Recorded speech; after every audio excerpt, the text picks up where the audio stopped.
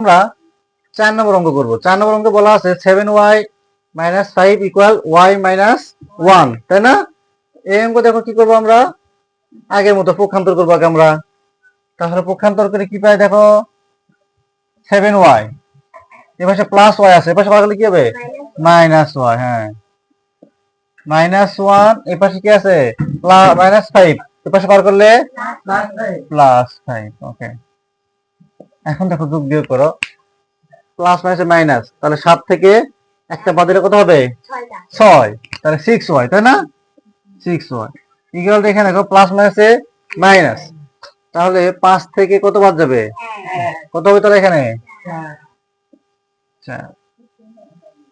এখন y রাখবো, আর 6 কি হয়ে যাবে, এখানে ভাগ হয়ে যাবে। দেখো আমরা কি দ্বারা ভাগ করতে পারি এটাকে, 2 দ্বারা করতে পারি।